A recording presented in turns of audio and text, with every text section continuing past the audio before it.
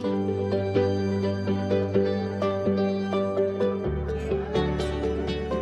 Dennis. Welcome to the podcast of Let's Figure It Out. Thank you for taking the time from your busy schedule. I know things are getting busy recently. So we'd like to start with how are you today? I'm happy, I guess. That would be my default state. And thanks much for having me. Really appreciate it. Yeah, no, absolutely. That's a great answer. I've got anytime I ask how are you doing. So thank you. That's really nice that you're happy. I Dennis, do think, just as a side note, this is not what we're supposed to talk about today.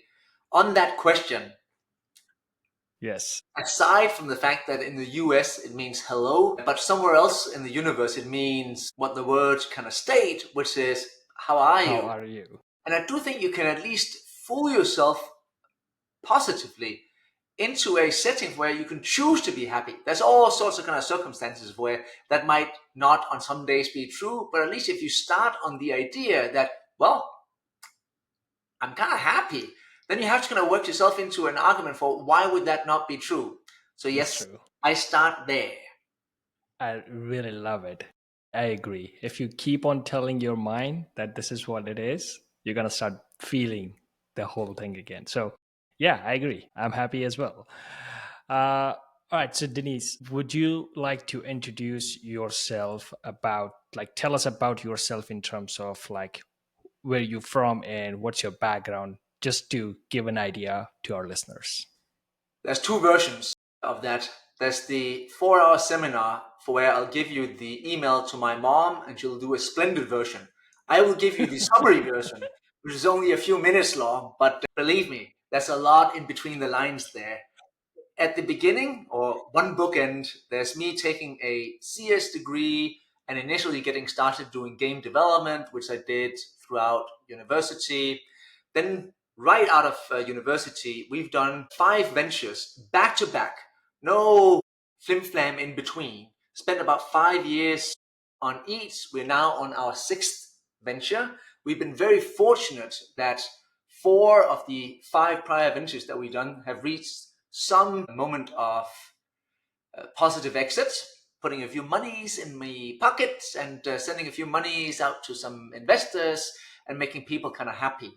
Now, all of them have had some data-centric slash analytics slash ML theme attached to them. If I were to kind of find some sort of thread in between all of them, all of the ones that have succeeded have been in the B2B space. The one that didn't work was in the B2C space.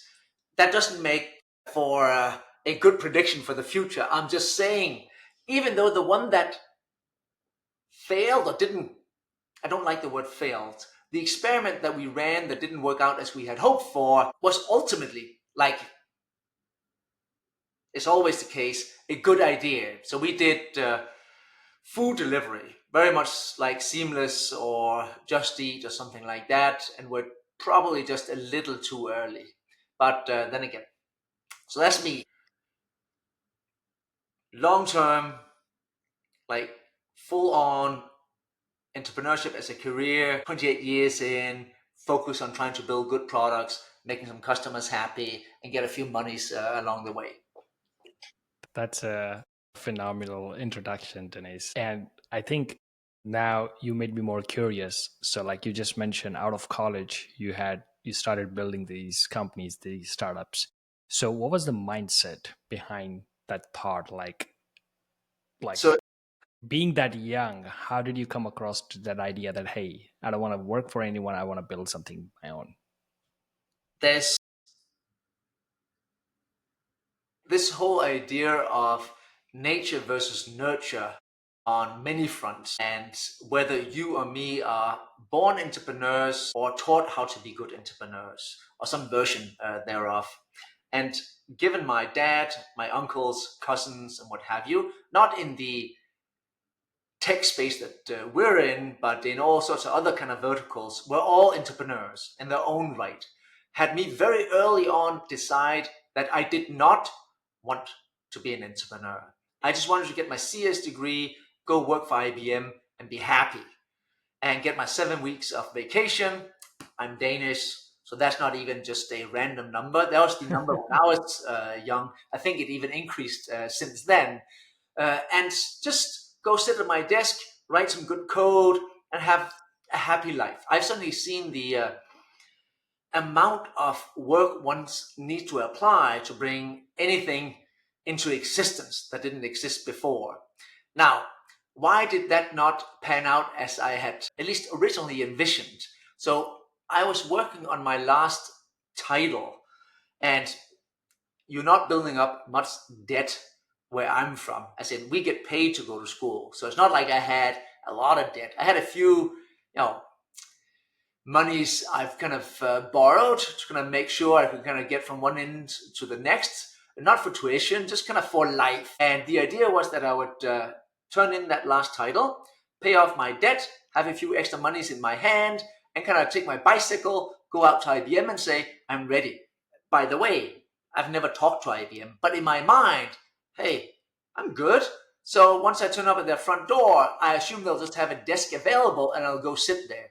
And you bring me the first assignment. But the company that I work for went bankrupt, like all the risks attached to doing games. And in my anger, disappointment, naive belief that I was owed something, I ended up having my counsel acquire the software assets of this entity. And that sounds very dramatic. But back then, most kind of folks with a legal backdrop didn't have much understanding of software. So they wanted to sell me the lease of the buildings, the cars, the monitors, the computers, and all the things you could touch. All I wanted to buy was kind of 2 CDs, right, with some software on it, which I did for almost no money. And very shortly thereafter, I made what I thought back then was a fortune. It was not. But if you're in college, anything above $12 is a fortune, right? So I made a few monies very quickly, mostly just on me having bought the assets, which I then sold because we were almost finished with that particular title to a distributor. And even that was not a strong enough catalyst for me to kind of figure out that nature had somehow, through the first kind of 23 years of my life, turned me into an entrepreneur. So I took all of that, all the winnings, and put it in the mid-90s into back then you would call it an internet company. That obviously doesn't mean anything today, but we did log file analytics. So the whole idea of extracting log files from web servers and turning that into insight.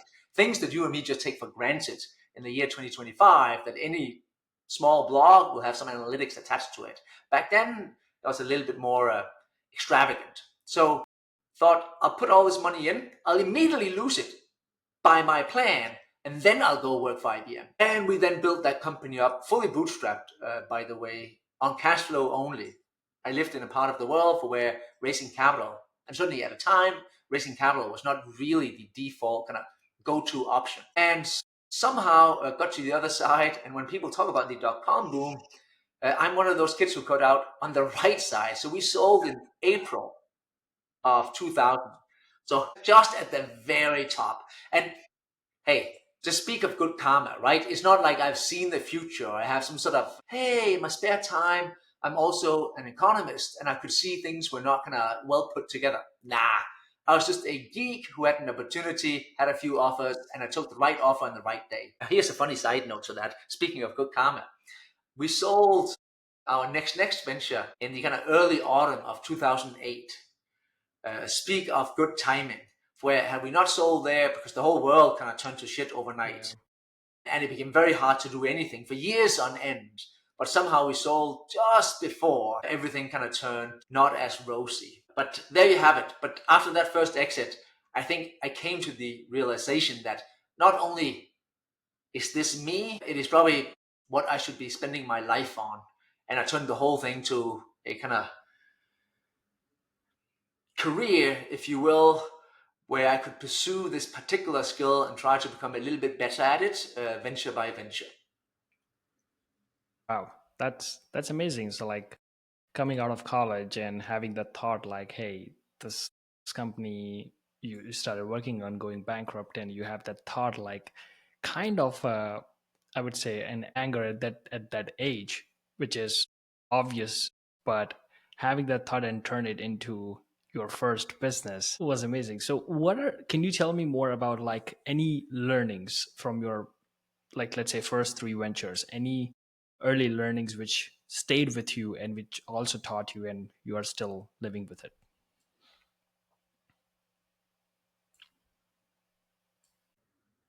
Think, probably strongly believe that if you're in it for the trophies, you're unlikely to win any trophies or get any medals at the end. You can replace that with money or accolades or what have you. But if you're in it for the love of the sport and you just become good at your particular sport, well, anybody who trains daily, 7 days a week for years on end, they probably end up with a few trophies and a few extra medals. So what I didn't know, at least early on, but was true for me, was really just, hey, I like coming into work. Work is not some sort of penalty or a place where I need to kind of prostitute myself to extract a few monies to pay rent. Nah, I'm just in here because where else would I sit? I just want a nice laptop, some kind of cold Diet Cokes, and I'm happy. So that idea of at least doing it for the kind of game itself, for where the outcome is really just an accident.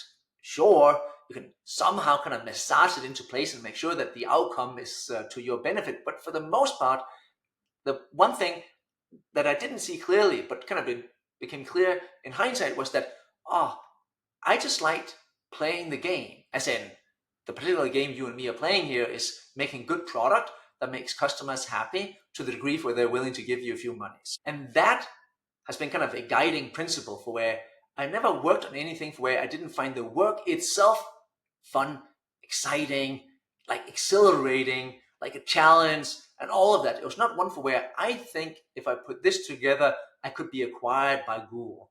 For where that almost sounds sad when you say it out loud. That was certainly a learning that became clear over time that, yeah, we were just some happy geeks in a basement doing some good work. We should try to do that again. And whenever we try to kind of overplan it or kind of turn ourselves into kind of mini PE to kind of design a company on paper, it rarely works out. Now, the other learning, just picking some fun stories from the past, that Loving I that. certainly didn't do well when I was younger. As in, you and me, I'm just very startup optimistic, and I'm very easy to lure into anything. As in, you and me could kind of get a pizza, some Diet Cokes, work the whiteboard in my office, come up with some idea perhaps, start working on it tomorrow, and I'm just game. Like, very easy. I just find the whole thing super romantic. Now, the one thing that I was just not good at early on was people giving up halfway through. I don't think there's any sin or even any disappointment really in the kind of traditional sense of disappointment of not winning if you just played a good game. You can't win all your games, but at least you can lean in and say, hey, I did the best I could with my current set of abilities given my surroundings, and we didn't win. You know what? Thank you very much. There went 3 years. We'll try again. See if we can do it a little bit better next time. Now, people who quit halfway through, as in you hire somebody to be your technical product manager or your whatever senior backend engineer for so-and-so technology and all the other positions. And somehow after 19 months, they choose to go somewhere else, which is just natural and part of how things work.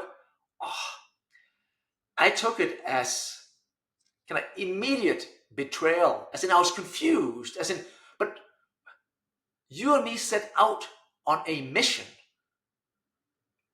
We're going to war together, and halfway through, you're turning left. I'm still kind of knee deep in whatever, and now you're just leaving me here. And I simply couldn't compute what was going on, which is just that, hey, here's another job or kind of a career opportunity, or I think I've been exhausted what I can do for you at this moment. Either I've accelerated faster than the company, or the company have accelerated faster than me, and we're just not a great fit anymore. All sorts of very valid reasons, but damn, I didn't take it well at all. For where now, later in life and perhaps age, will just do that for you, have become more cognizant to the fact that Peter will be a great fit for a senior marketing position that we have here, probably for the next 18 months to 24 months. It might be that we want to sit down and have a chat again after those 24 months to see, is there another, perhaps even the same position, which is now accelerated into something even more senior that he'll be a good fit for? Or should we just kind of say, thank you very much, it's been awful to work together. It's been great to kind of work together for the last 2 years. That I didn't see well. Now, perhaps one last one would be to forever be married to the customer pain and never fall in love with any piece of technology or particular way to solve that problem. If you have some intimate knowledge of a particular user being in pain, just latch on to that and be unafraid to delete any kind of first ideas for how to solve it and say, hey, no, we haven't done any pivot. It's the same user in the same pain that we're trying to solve.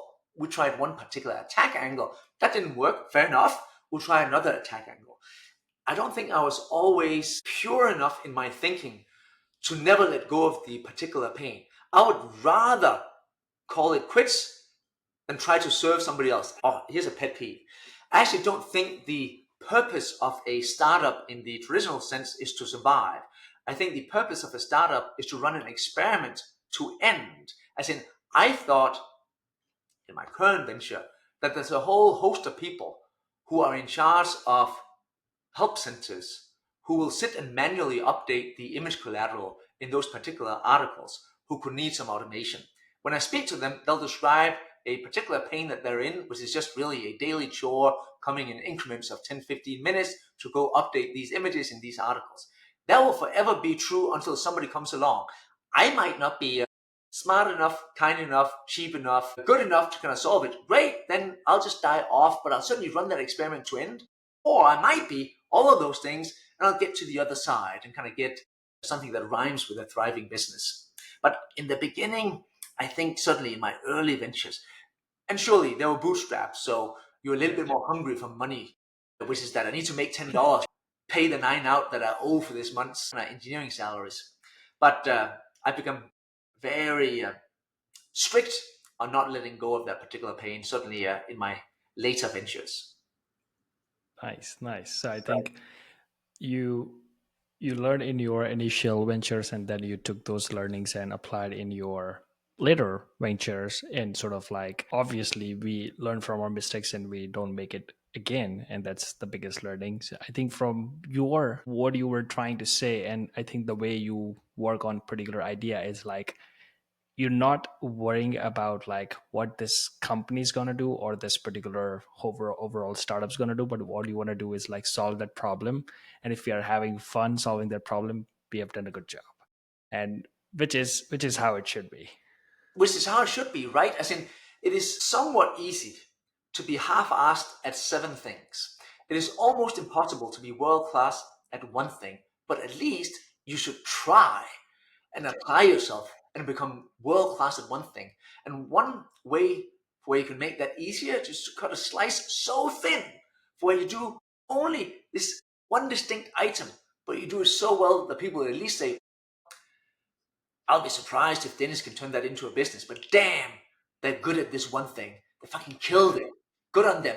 If you can kill it at one thing, turning that into a business seems much, much easier, to me at least. Yeah, no, absolutely. So since you mentioned like your businesses were bootstrapped, like your initial business were bootstrapped, kind of like a connecting question, but more like, let's say, person like you who have done, let's say, multiple different startups. I'm kind of curious that why didn't you chose the path of like angel investing and advisory when it comes to helping or sort of like giving, sort of like investing to other startups, such as like a small startups or people out of college? What's the sort of like thought behind not choosing that path? I'm very proud of the entrepreneur title. As in, when people ask me, so what do you do? And I tell them that I'm an entrepreneur, that's not some sort of plan B, or that's kind of what I'm doing now because I couldn't get a job, or it's a thing which I am really proud of. Meaning, there's all sorts of other things where, yes, if I can just get to an exit, assemble a few monies, then perhaps I can go to the other side of the table. I can become an investor, some sort of slightly more relaxed, one I think assumes incorrectly, setting. I have none of those dreams. I just want to be a good startup guy. I said, that's my dream, and I'm leaning in on that. So whenever I speak to friends who are also kind of doing their ventures, and they tell me about all their little side gigs, hey, yes, I invested in so-and-so startup, I invested in this, I'm kind of doing advising over here, I sit on the board over there. Cool, but it seems odd to me. It's kind of like you play a football game. At no point in that football game will G go out to the sideline and say, hey, I'm just going to do 2 quick emails. What? This is just crazy talk. We got 90 minutes and we need to apply ourselves over the next 90 minutes. Like, you're sending 2 emails. Like, it just doesn't, I can't connect the dots here.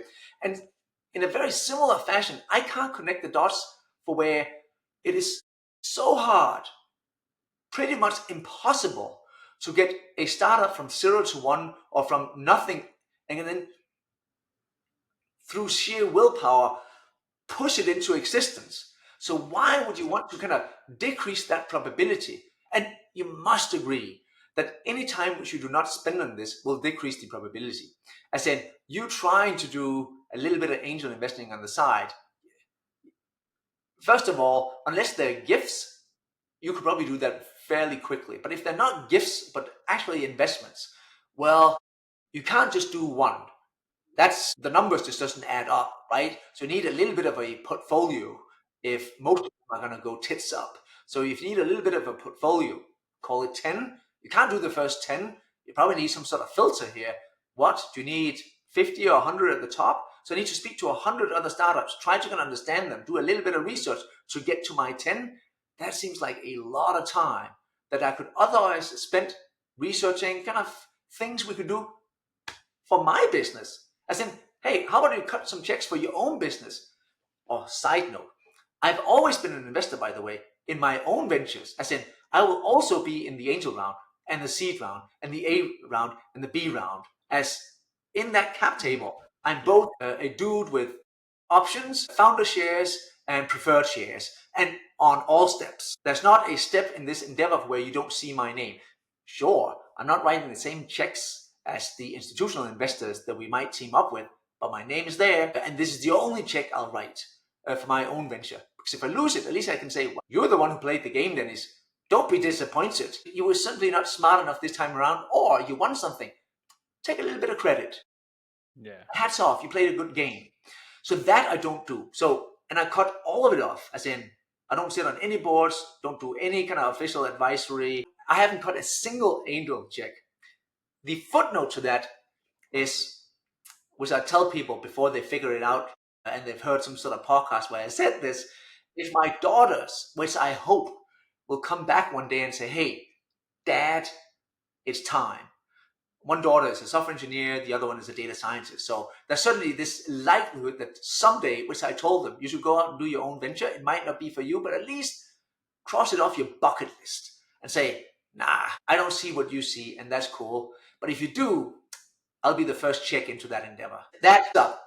I will surrender to. I'll write those 2 checks. But outside of that, I don't do it. Now, what I do though, which seems perhaps from the outside crazier or even more like a waste of time, is that I will meet up with other entrepreneurs that I either know or do not know, mostly do not know, all the time on a weekly basis. Anybody who can turn up on 15 Broad Street in Lower Manhattan, I'll take a walk with you. And many times I'll do walks with people who are not at the particular stage that I'm at, especially very early on. I said, yeah, we just took a little bit of angel, or it's just really friends and family, or we just raised kind of like $1.5 million seed round, like very early on. What I like about those walks is we all need inspiration. And just as a, I don't know, entrepreneurial hack, very early on, we're all highly optimistic, and the world is yet to kind of pull that out of us and turn us more into realists. So having a walk with somebody where they see the world through this lens of optimism, where I have a particular take in some vertical where I don't work on the same tech or same vertical, I have nothing in common with you, but they'll have some viewpoint where, interesting, why does he or she see that? And that will give you really good food for thought for where I thought I knew something, but now I'm slightly in doubt. Let me go back and have a look. Why is that? Why is these two things that are kind of similar in my business? Why do I think they're true? Because she just told me they're not true. So those walks I do all the time, and I'm a big fan of that. But it's not So a like commitment. you get different perspectives. You get different learnings from different businesses and different ideas, I think. Yeah, that's cool. That's really cool. So have you come across to any cool idea with these new startup ideas? People are talking to you that, hey, we're starting something. Anything you can share? I shouldn't share other people's ideas. They should share that themselves. So that's not my job. I will say this though, that my own personal idea pool is not one of trying to dream up good things I could work on. So I do the opposite. I run a small, which turns into many pages long over the years, list of hate. So whenever I walk around and I do things, try to just live my life, and I somehow see an obstacle or see a defect in the universe, as in, I can't believe I'm in line at Citibank to do this particular thing. First of all, don't they know who I am? I'm nobody. But nevertheless, in my mind, I'm somebody. I should be somewhere else here. Or they should be aware once I arrive, kind of what they should be able to kind of help me with here. But then I'll just write down in a little list, Dennis, you should start a retail bank to solve for these two issues. I'm not going to start a retail bank, but I'll write that down on my list. And then tomorrow, I'll do something else where I was queued up either on a chat session or something else to help me with what? Rebook a flight that you fucked up? Like, this can't be right. You should work on a booking engine that solves for this particular issue. Okay, then I'll write that down. And then I never look at it. Here's the kind of hubris on my end, which is that I think all of these ideas are good. They're not. They're really just like pain points for me. And some of them are really just one little angry boy who should somehow just kind of wake up and kind of get on with his life. But nevertheless, I want to kind of save them like the small babies they are. So I write them onto this list, and I never look at the list until I end a particular venture. Once I get to the end, then I look at this list. This time around, I think I had 17 pages of mostly one-liners, of things I disliked. And that becomes my idea pool, because those are real problems. Because I know there was at least one person in the universe, me, who didn't like it. I'm skeptical of not being able to find others. I can't be the only one. Let me see if I can find others. And I have a whole process then how it's going to take this list and go from 17 pages into working on the next endeavor. Sorry, Got it. turned into a little therapy session for No, Daniel there. no. This is really nice, and that comes to my second question: is like, how did you come up with the idea for Launch Brightly? So, like, what was that pain point which stuck to you, and like you were like, let me start something. So most founders, certainly early on, will be knee deep in product management or product design in some capacity, for where you're trying to kind of massage into place. So much so that the first people you still want to be very close to until you surrender this particular position. So as you do that, and you start to kind of put the organization into place, and you start to kind of promote your platform, piece of software, one thing that always hurt me is that here's reality, here's what I sell into market. Pick some number of months into the future, right? As in, our job is to sell a version of this software that will exist in 4 months from now. First of all, my kind of sales cycle might be 7 months, so that's even kind of decent. It might be 4 months, but then I know once this arrives, you'll arrive as well. So I'm selling a version of the future with all the risk attached to that, of course. Then again, I go look at my knowledge base or kind of collateral kind of elsewhere. That's a version from the past. Like, damn, that means not only am I showing a version of the past 4 months into the past, I'm selling 4 months into the future. Then all of a sudden, this delta between the story I am kind of massaging and pushing onto anybody who's really willing to listen is in disconnect to what we're showing. That always kind of hurt me. As in, damn, why is it that this case study or this particular feature page or this particular PowerPoint is just lousy? But then we'll kind of update it because I spotted it, right? And the whole thing turns into an endeavor. But then it'll still be kind of just stuck in time, right? And it'll slowly rot as the product kind of moves forward. Now, this is very visible in your help center because that is the one place where you can't just show a subset of your features. You must support all features. There's not a version where you say, hey, we support half the features. The other half you have to guess. So you have to exhaust every single feature. And that is obviously where there's a need to expose every single little detail. So we started with that particular vertical and those knowledge managers who were in charge of creating that collateral. And I've been one of them myself. I've created thousands, if not tens of thousands, of product screenshots of particular features in the products that we've made and injected into some article myself over and over again. And it's not hard, as in I can do Command Shift 4, do a little rectangle after I put the product into the right state, do a few kind of annotations, have it land on my desktop, log into Zendesk, find 2 articles, drag it into those articles. It's a 10-15 minute chore. Still a 10-15 minute chore though. And if you have a little chore you do many times, you very quickly cross into a non-human territory. Say you have 1,000 pieces of collateral.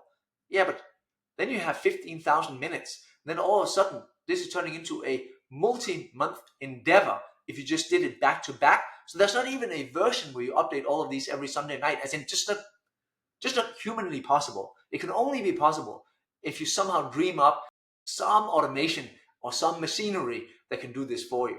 So that's certainly where the whole thing kind of came into existence. And per the usual kind of statement, it's always nice to work on something where you also experience the pain. As in, you don't have to do user interviews and then assemble the empathy for some user, which you are not impossible, but always a little harder, right? Where if you also really feel it, I can just close my eyes and I can assemble the anger that comes with seeing a lousy, rotten screenshot of an outdated version of our product somewhere in public. Like, fuck, why are we showing this to people? Like, that sits inside me. That makes the whole thing a little easier. So it came off that list, and it was one of those items I just added one day on.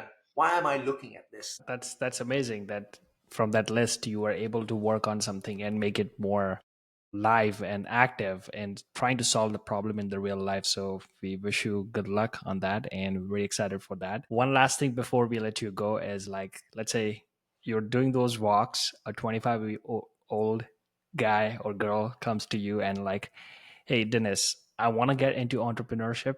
I'm not sure which direction I should go from an idea perspective. What's one advice you would give to them?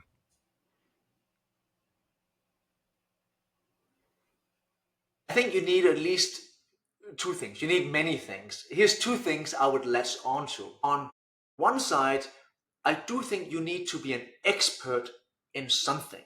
And that Hmm. something is probably the very place you choose to go attack. That could be you being an expert in some industry, in some particular piece of technology, some particular piece of science that you've been attached to, like something where you are an expert, which is not up for debate, for where any meeting which you go into on no prep, it is obvious to you that you know the most. Haven't even seen these people before, but there's nothing in this meeting where you can ask a question where I haven't already a templated answer, but I can give you extra color if you ask for it, like expert.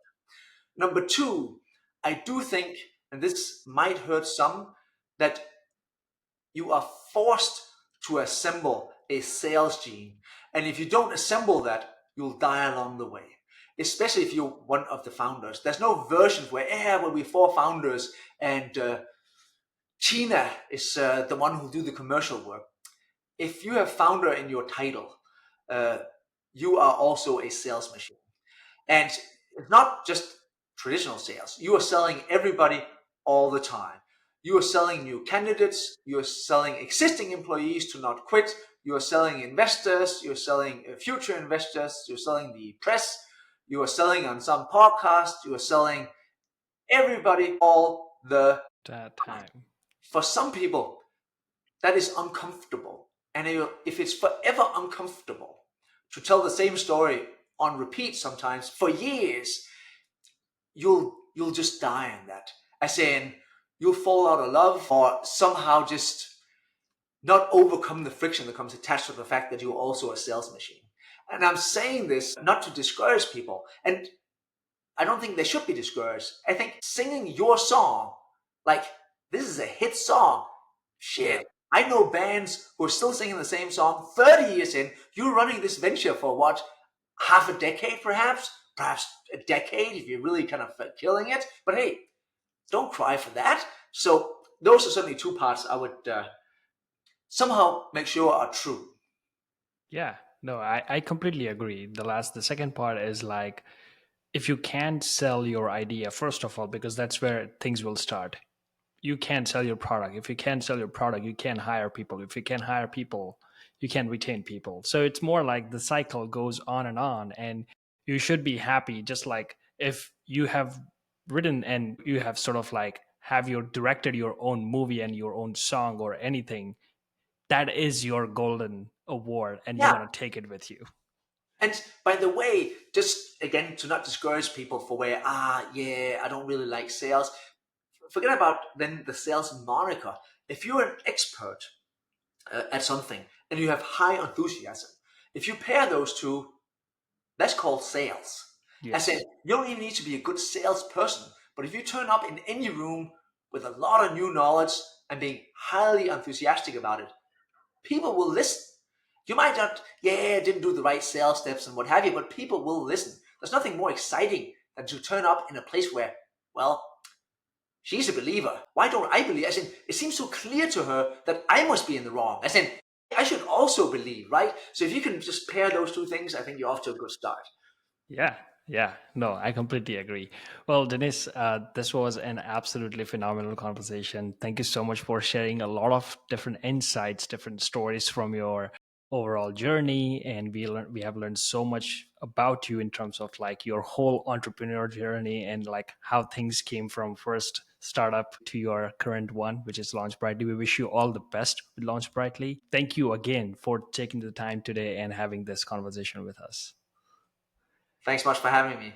Appreciate it. Yeah, absolutely. Thank you so much.